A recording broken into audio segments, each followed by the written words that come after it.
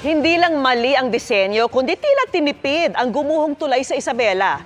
Idiniin yan ni Pangulong Bongbong Marcos nang inspeksyonin ang proyekto na nung unay tinapyasan ng kalahati ang gastos.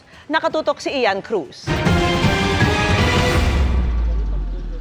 Sa kanyang inspeksyon sa gumuhong Kabagan Santa Maria Bridge sa Isabela, nagdagdag ng detalye si Pangulong Bongbong Marcos kaugnay ng mali umano sa disenyo na una nang binanggit ng Department of Public Works and Highways. Dapat ang funding nito was supposed to be, ang project cost nito is 1.8 billion. So binawasan under 1 billion para makamura. Design is really weak. Sabi ng Pangulo, dapat ay suspension bridge ito o tulay na nakasabit o suportado ng mga bakal na kable, pero hindi yan ang ginawa. Ito lang ang suspension bridge na nakita ko sa buong mundo na hindi kable.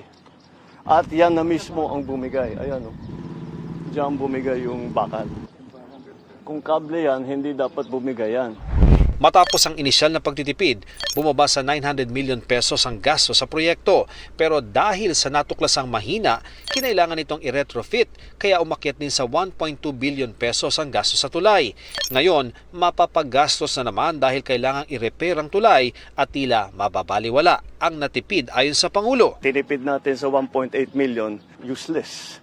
Ngayon, babalik na naman tayo, gagastos na naman tayo ng malaki. Parang nagtayo na naman tayo ng bagong tulay. Base sa straight line diagram ng DPWH, 2014 sinimulan ng Phase 1 habang 2016 naman ang Phase 2 at 2019 ang Phase 3 habang 2023 at 2024 ang mga retrofitting. Pero sabi ng Pangulo, hindi sa konstruksyon nagkaproblema dahil sinunod lang nito ang disenyo. Bakit nag-refit? Nung nagko-construction pa lang, may nakita na gumagalaw, na mahina. Kaya kailangan balikan at refit. So the whole process is okay naman lang yung construction up to specifications yung kanilang ginawa. Yun lang yung specifications mali. So this is a design problem. Git din ng project manager, maayos ang pagkakagawa nila na aprobado ng DPWH. Meron mga testing yan. So hindi ka makakalusot na maglagay ka na dyan na walang hindi dumaan sa quality control. Isa aniya sa naging problema ang paggalaw ng Pier 8 o isa sa poste sa ilalim ng tulay na nasa Cagayan River.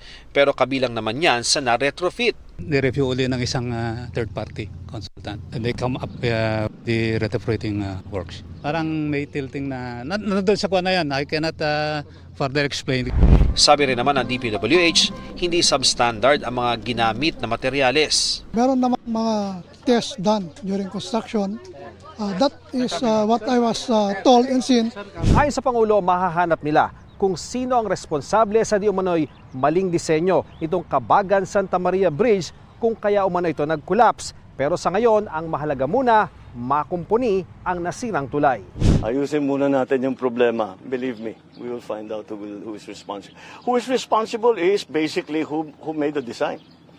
Because their design was poor. Look what happened. Iginiit din ng Pangulo na dapat bantayan ang mga daraang sasakyan sa tulay na may kapasidad lamang na 44 tons. Maging sa Kamara ay may resolusyon na para imbestigahan ang pagguho na ikinasugat ng 6 na tao. Mula sa Kabagan, Isabela, para sa GMA Integrated News, Ian Cruz, Nakatutok, 24 Oras.